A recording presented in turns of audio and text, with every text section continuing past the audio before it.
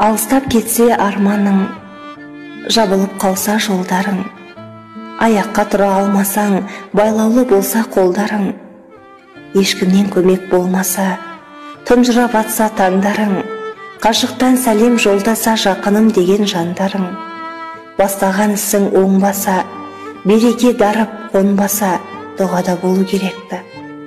Таза жол болсын таңдауың, иманға толтыр жүректі, жылулық төгіп жан-жағың жақындай түсер арманың. Ұғыну үшін фәнидің әр сәтімен бар мәнін, үмітті қайта жалғағын, қиындық түссе ғана емес, қуанышта да еске алып, Аллаға ғана жалбарың.